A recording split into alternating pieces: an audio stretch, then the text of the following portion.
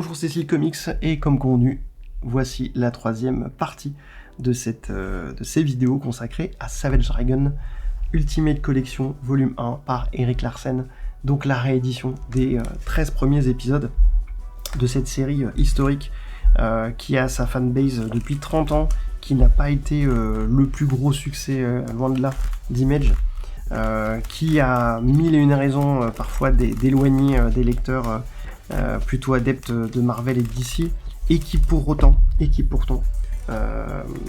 je trouve, est une série qui a peut-être parfois, on pourrait dire, qui aurait des fois un peu donnerait l'impression d'avoir une sale gueule, ça tombe bien, on voit celle-ci, mais qui en fait est selon moi, un petit monument du comics, parce que elle compile beaucoup de choses qui font vraiment les qualités d'un comics, que ce soit la sérialisation, l'art du cliffhanger, le dynamisme incroyable de la mise en scène de Larsen, toute la mythologie du comics qui est passée au crible à travers des choses, des idées les plus délirantes, des costumes les plus délirants, etc.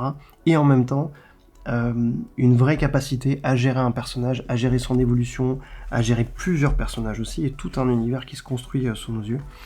Et donc voilà, et je voulais donc faire cette troisième vidéo pour montrer un peu le paquet de bonus. Ouais, je sais pas si vous voyez, il y a tout ça, de bonus. Je ne sais pas si ce sera le cas dans toutes les éditions à venir, mais là je pense qu'il y avait beaucoup de matériel au début. Larsen semble avoir pas mal de matos dessus. Et donc je voulais juste vous montrer rapidement ces bonus. Parce que rien que pour ça, quand j'ai reçu l'album, je me suis dit que ça valait mais totalement l'achat. C'est une magnifique rétrospective de la création de Savage Dragon. Donc on trouve évidemment les couvertures. Mine de rien, cette couverture, elle est toute simple, hein, mais je trouve qu'elle est d'une puissance incroyable, avec ses mains énormes et osseuses, qui sont vraiment une des caractéristiques du personnage. Je la préfère d'ailleurs, celle-ci, qui est très classique, à celle qui a été faite pour après les trades. Elle est très sympa, celle-là, au demeurant, mais vraiment, il y a vraiment une énergie. De toute façon, en règle générale, les covers, encore une fois, c'est pas les covers les plus graphiques et les plus belles façon Alex Ross ou autre, mais elles racontent quelque chose. Et ça, c'est aussi une grande force, je trouve, de Savage Dragon, c'est que souvent, les covers racontent quelque chose ou promettent quelque chose. Et ça, c'est un truc qui s'est perdu aussi un petit peu dans les comics, de ces couvertures qui ont la capacité à pas seulement être des pin-up extraordinaires, mais aussi des éléments narratifs, voire des promesses aux lecteurs qui les voient sur les présentoirs. Celle-ci aussi a été plutôt cool, sur le personnage en mode badass.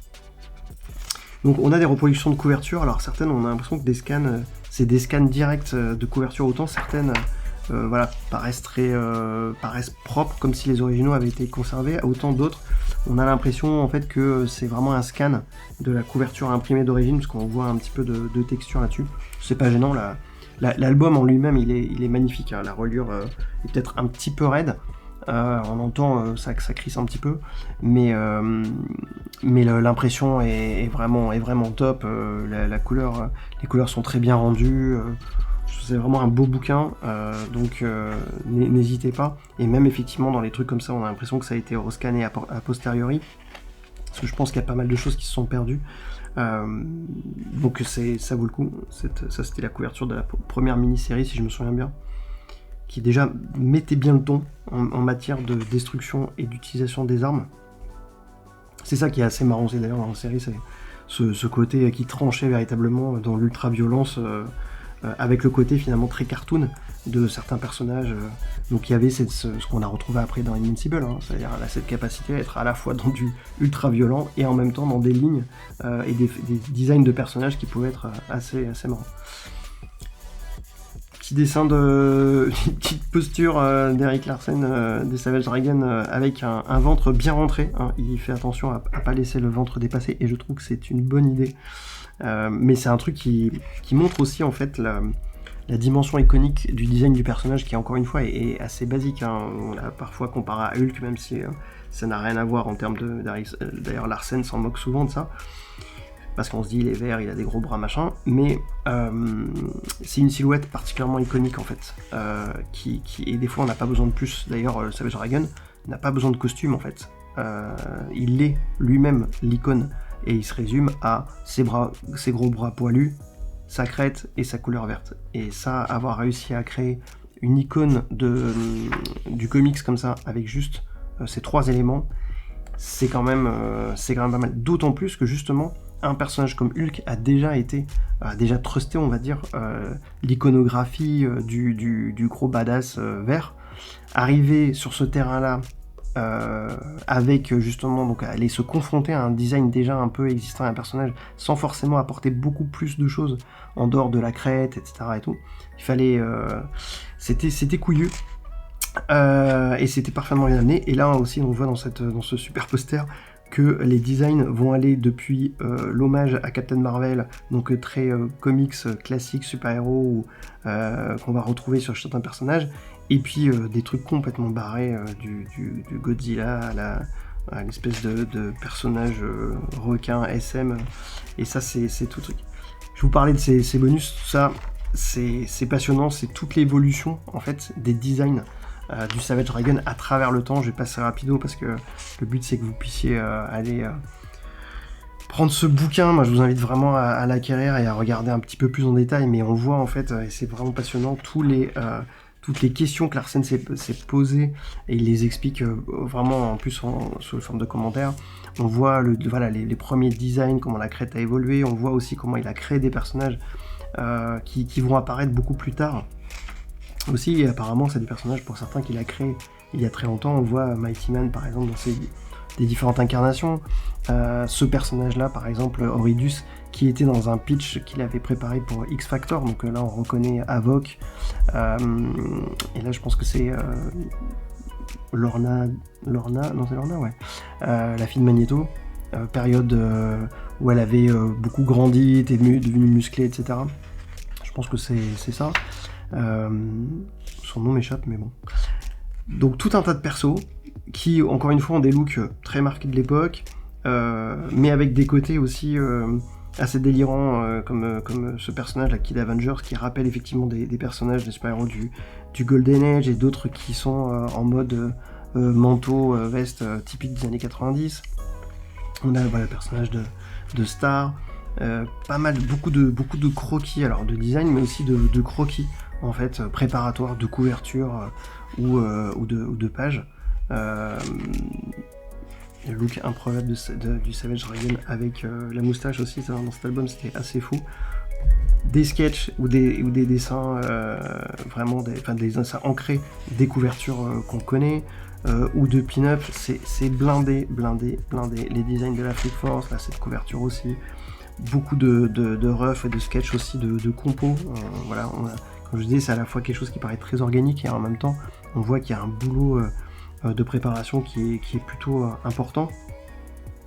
C'est intéressant aussi de voir les parties crayonnées avec de l'ancrage, parce que ça permet de voir à quel point finalement son crayonné est parfois très succinct. Là c'est refs en fait, les refs qu'il a fait pour son storytelling en fait. Déjà on voit que c'est quand même plutôt bien pensé. On voit que les éléments, par exemple les aplats noirs sont déjà bien positionnés. Il va pas faire tous les détails, mais les angles sont bien choisis. Cette séquence par exemple est très dynamique, et elle l'est encore plus dans le comics fini, mais là déjà rien qu'à ce stade là on voit qu'elle est très dynamique. L'arrivée des tortues aussi, avec plusieurs tests de compos. C'est vraiment intéressant de voir à chaque fois un petit peu plus en détail comment est-ce qu'il fait ce travail là pour aller rechercher la bonne posture, le bon l'articulation et la bonne composition avec 3 fois rien. Et mine de rien, on voit notamment sur ces pages là, je vous ai montré aussi un petit peu plus tôt, voilà, on voit que en quelques traits, vraiment une zone carrée, il arrive à représenter ce que vont être les caractéristiques des personnages. Donc ça il explique en fait qu'il fait ses sketchs en petit format, ce qui est effectivement recommandé pour mieux déjà pour aller plus vite, mais aussi pour mieux saisir la composition de la page dans sa globalité. Et donc là il y en a un paquet, je vous laisse regarder. Il y a des tests de couleurs, parce qu'il raconte qu'il avait l'ambition au départ de coloriser lui-même la série. Heureusement il a abandonné, et lui-même est plaisante assez sur la qualité de ces rendus de couleurs très, très bariolés. Mais, encore une fois, super intéressant de voir ce travail-là, de voir aussi comment il a réussi à... comment à chaque fois il construit sa narration, comment il se met des petites indications. Moi, je trouve ça vraiment, vraiment chouette d'avoir ce côté making-of là-dedans. Je vous passe... rapidement, il y en a un paquet, hein. Donc vous voyez les recherches sur les covers, là typiquement le travail sur la cover avec Savage Dragon et Bedrock, paquet de poses qui sont explorées, des designs de persos aussi, encore une fois, de petites vignettes, des tonnes de crayonnés, enfin, il a dessiné son personnage je ne sais pas combien de fois dans toutes les poses, gamin, tout ce que vous voulez.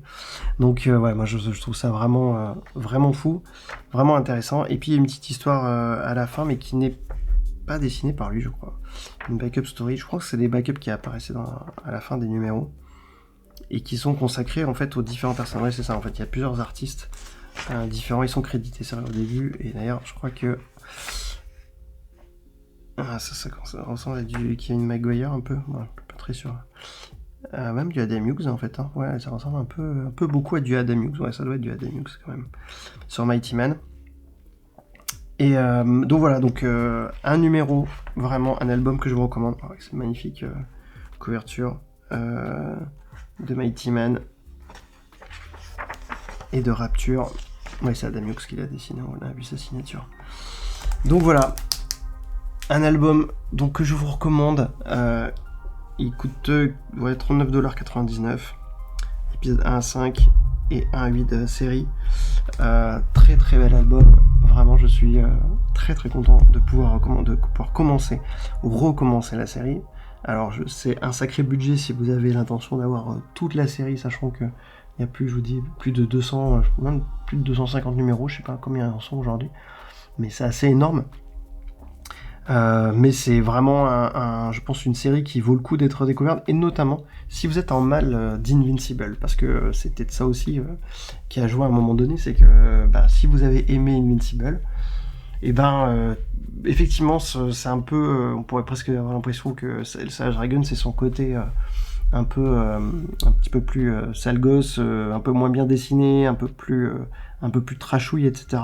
Mais c'est son grand frère en fait, et c'est celui qui a vraiment, ou son oncle un peu fou, qui a donné vraiment les bases de ce que va être un peu la narration et le style en fait d'Invincible. On a beaucoup entendu qu'effectivement ce qui faisait la force d'Invincible par rapport à des séries comme Marvel ou DC, c'était le fait que les personnages évoluent, qu'il y ait des morts violents, qu'il y ait des twists, etc. Tout ça, vraiment, je pense que, de toute façon, Kirkman, c'est ce qu'il explique dans son intro, hein, que vraiment, Savage Dragon a été une inspiration incroyable pour lui, et ça se voit.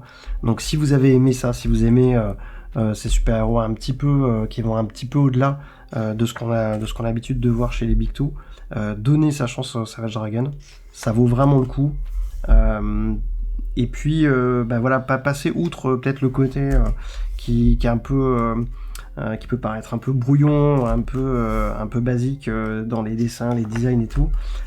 Ça a du sens dans l'histoire, ça a du sens dans l'univers qui est créé, et au bout d'un moment, de toute façon, vous serez tellement pris dans la narration, dans l'énergie, etc., que vous prendrez pas trop la tête, je pense, pour ça. Donc voilà, Savage Dragon, un petit monument à découvrir, à redécouvrir dans une super belle édition.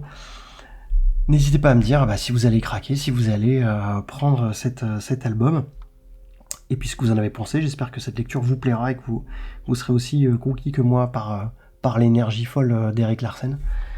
Je vous donne rendez-vous très bientôt, je ne sais pas pour quel volume, peut-être pour parler d'X-Statix aussi, dont l'omnibus est sorti et que j'avais acquis en VO, parce qu'il y a des choses à dire aussi sur Michael Red. Voilà, n'hésitez pas à me dire aussi si vous avez des artistes ou des albums que vous souhaiteriez voir traités sur cette chaîne. Je vous donne rendez-vous bientôt, je l'espère, très vite, avec d'autres séries et d'autres analyses graphiques. Merci pour vos likes, vos partages, et puis de continuer à suivre cette petite chaîne qui progresse petit à petit. Pas toujours aussi vite que ce que j'aimerais, mais du moment qu'elle progresse un petit peu, c'est déjà ça, on va pas s'en plaindre. À très bientôt, merci, et puis rendez-vous très très vite pour de nouvelles analyses graphiques. Prenez soin de vous, à bientôt, ciao.